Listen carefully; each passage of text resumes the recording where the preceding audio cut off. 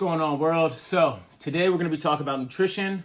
I'm going to give it to you in a very basic way so that you can understand it and apply it to your daily life, because after all, nutrition, as with anything we're trying to do, is about changing habits. And if you look at it, you've got to think to yourself, anytime we follow things that are written down and only last a certain amount of time, we are less likely to pick up habits because they are just a set directions that we follow. The problem is you have to change the ideology and the way you think about what's going on, because real life doesn't always happen the way it does on a piece of paper that has no idea about your daily lifestyle. Doesn't know if you wake up early, you wake up late, some days you're up 12 hours, some days you're not.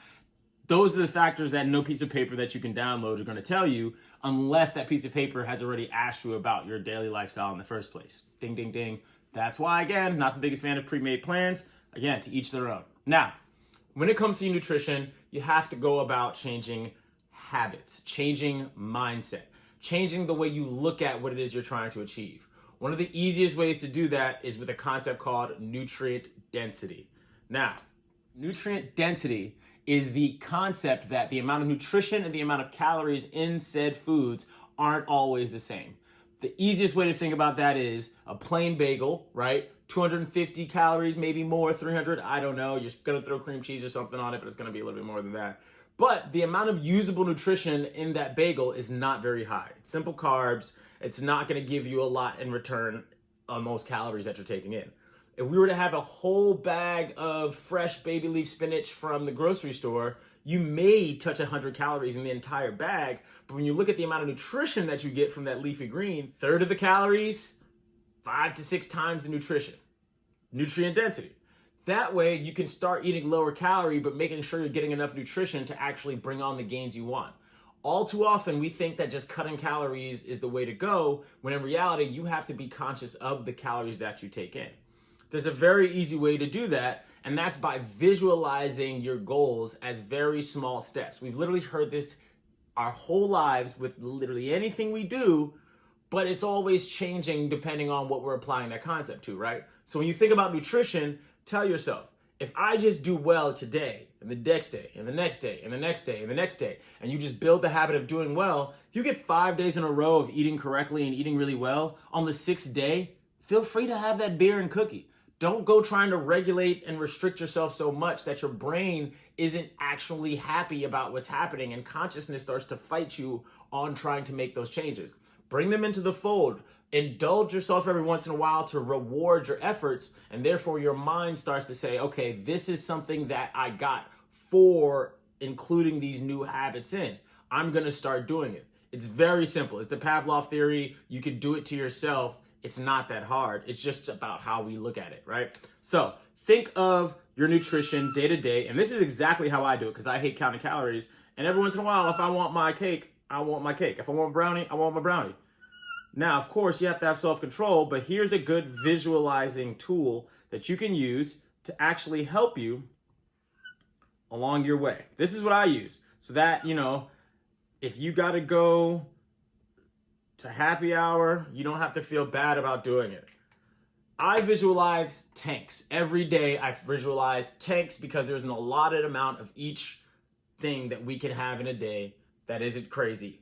That includes sugar and fat, right? So I'm going to put this first one is going to be protein, then carbs, then let's say sugar and fat. Okay, so here are my tanks, right?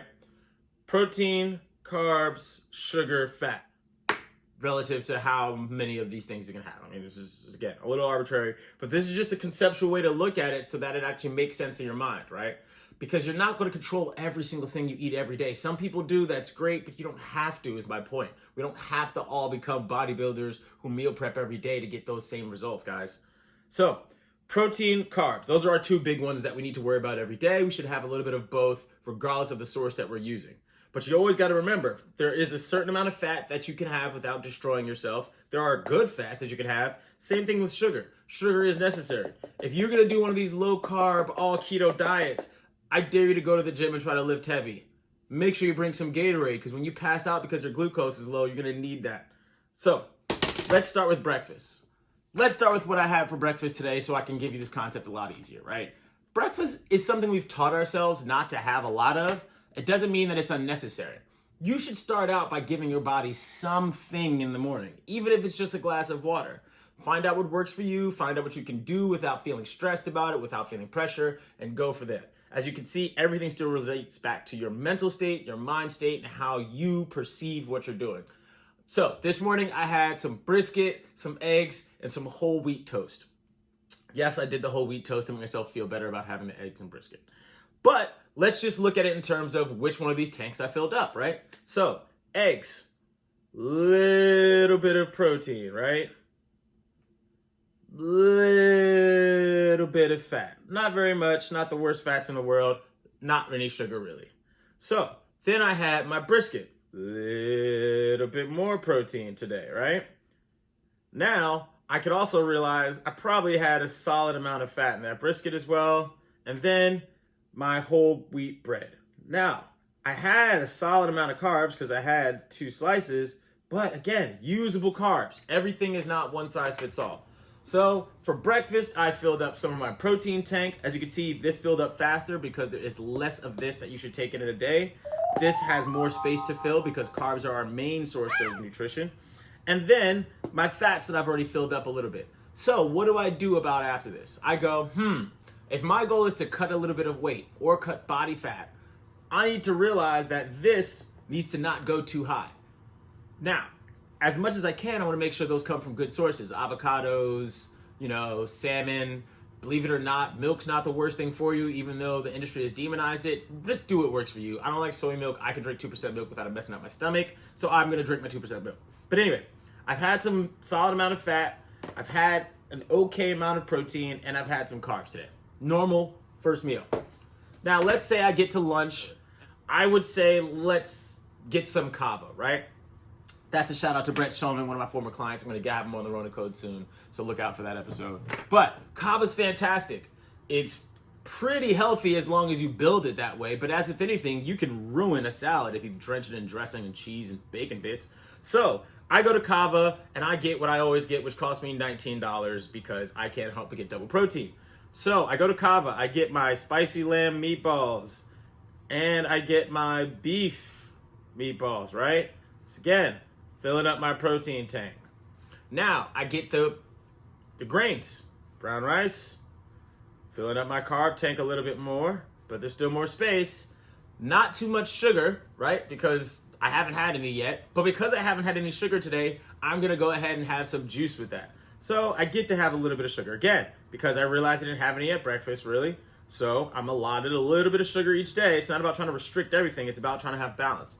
And of course, the lamb meatballs and the beef have a little bit of fat in them as well. Not the good kind, but it doesn't matter. Because again, I'm just trying not to fill this tank. So you can see a little bit more fat, a little bit of sugar because I'm gonna have a juice with it, a little bit more carbs because of that rice and some vegetables, and then a little bit more protein because of that. Now, this is my day halfway through. I didn't ruin anything. I didn't go over my caloric intake yet. Honestly, between breakfast and this, I probably did have close to 1,000 calories today. That's okay, because most diets are calculated on a 2,000 calorie scale anyway. This is part of knowing yourself and knowing where you're going for. But again, between breakfast and lunch, I've probably had 1,000 calories now. That's not crazy. 1,200 calories is considered the starvation mark as far as nutrition is concerned. But again, it's about the usable level of nutrition. So now what I do is I say, cool, that was my lunch. I want to have a snack between lunch and dinner. Depending on what my goals are, that's where I'm going to go with my snack. Now, I want to cut body fat. I want to lose weight. So what I need to do is actually build up muscle. Muscle takes more metabolic energy just to run even at rest. If I get that basal metabolic rate up, if I get that resting metabolic rate up, that's going to help me burn calories even when I'm not doing anything. That's why we need to maintain lean muscle. If you just cut calories and you're not providing yourself with enough protein and nutrition to keep the muscle dense, you'll eat into the muscle too. So you can lose weight and lose body fat and not lose body fat. And therefore you're in the same boat, right? Like, what's the point? You could be 110 pounds and 30% body fat, or you could be 210 pounds and 30% body fat. Either way, the 30% body fat is really the issue.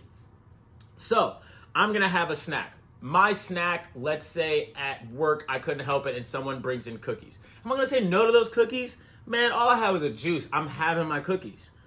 So I'm going to have my cookies and I'm gonna have some more sugar. Let's say I can only have about 50 grams of sugar a day. I'm still not counting. I'm just thinking about it in terms of my real world, so then I can start to navigate better without having to feel like I gotta carry around all my food everywhere, because that's just not who I am. I'm just saying, I don't like doing that. I don't want to make food on Monday and know I'm gonna have it on Thursday. I want a little bit of spice in my life, you know what I'm saying? So, I have a little bit more sugar because I have myself a cookie. Matter of fact, I should fill up the carb tank too, right? A little more carbs. Now, as you can see, I'm getting pretty high in my carbs. Almost halfway there, if not a little bit more. Is my day ruined yet? No. I didn't fill up any of these tanks. So now when it comes to dinner, your job is to take ownership and accountability and start thinking about what you had that day. I had some brisket, some eggs, some wheat toast, some brown rice. I didn't really get any sauces. Maybe I got a little tzatziki. I'm not gonna lie, right? I probably got a little tzatziki with my kava, so I'm gonna fill up a little bit more fat. But anyway, I had pretty good foods, only a little bit of sugar, but I really don't want to have too much sugar, so I'm gonna say, I won't have dessert tonight.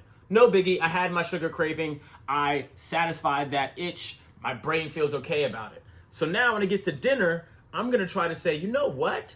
The easiest way to override this and not destroy all the progress I've made, but to still indulge, is to go straight meat and veggie. Why not? Because now I can help myself build more protein. Build more muscle with this protein, right? I don't have to worry about carbs because, like I said, I can eat damn near a whole bag of spinach and not get 100 calories out of it. Not really high in fats. Actually, let's say I had salmon. Salmon does have fat in it, but it's the good kind. So even if I get a little bit more fat, not really that bad. Not gonna have a lot of sugar because I'm not having anything other than water. And now, what did I do? I got a whole lot of protein. I didn't go crazy on the carbs. Matter of fact, most of them were good because it was whole wheat toast and brown rice with my kava. I had some sugar, so I indulged that part of my brain without going crazy. I had my juice and 2 cookies. Didn't ruin my sugar intake there, of course, unless the juice is just a crazy amounts of sugar and the cookie is just straight chocolate chips only.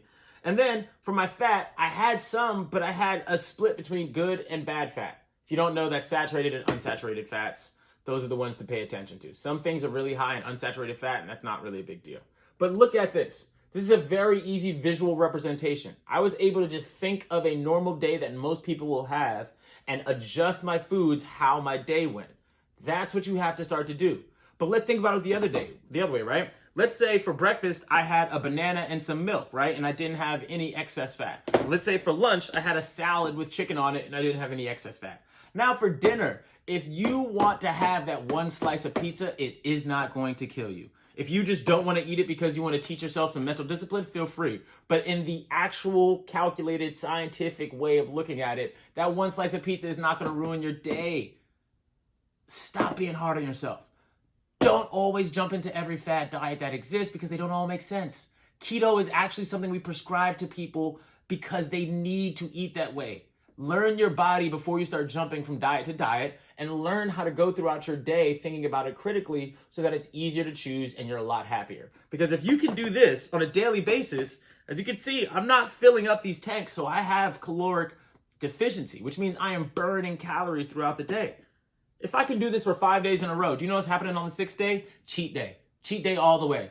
I used to tell people I was in the best shape of my life during football season because I would eat like a saint Monday through Saturday so that on Sunday I could have everything fried and beer only, because that 7th day is not going to ruin the 6 days before it.